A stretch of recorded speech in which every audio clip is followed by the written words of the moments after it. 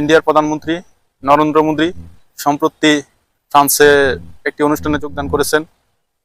ওইখানে ফ্রান্সের প্রধানমন্ত্রীর সাথে হাত মিলাইতে চাইছিল, কিন্তু ফ্রান্সের প্রধানমন্ত্রী তার সাথে হাত মিলায় নাই। অন্যান্য দেশের নেতাকর্মীরা ছিল, তাদের সাথে হাত মিলিয়েছে ফ্রান্সের প্রধানমন্ত্রী। তো আমি যেটা মনে করি, নরেন্দ্র মোদী কিন্তু ওইখানে চরমভাবে অপমানিত হয়েছে। তো নরেন্দ্র মোদী একটি দল, তার দল, এবং সে সে কিন্তু আসলে কট্টর হিন্দুত্ববাদী। তো ইন্ডিয়ার যে মুসলমান আছে তাদের প্রতি খুবই চরমভাবে নিরাপত্তা দিতে ব্যর্থ হয়েছেন, এবং তাদের প্রতি একটা জুলুম চালাইতেছে এই মোদী সরকার। বর্তমানে বাংলাদেশের সাথেও তার সুসম্পর্ক নাই।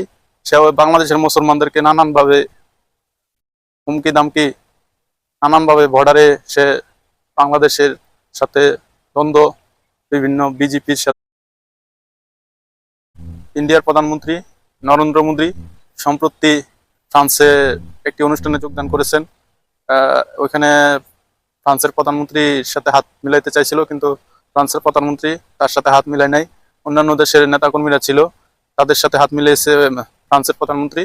তো আমি যেটা মনে করি, নরেন্দ্র মোদী কিন্তু ওইখানে চরমভাবে অপমানিত হয়েছে। তো নরেন্দ্র মোদী একটি দল, তার দল, এবং সে সে কিন্তু আসলে কট্টর হিন্দুত্ববাদী। তো ইন্ডিয়ার যে মুসলমান আছে তাদের প্রতি খুবই চরমভাবে নিরাপত্তা দিতে ব্যর্থ হয়েছেন, এবং তাদের প্রতি একটা জুলুম চালাইতেছে এই মোদী সরকার। বর্তমানে বাংলাদেশের সাথেও তার সুসম্পর্ক নাই।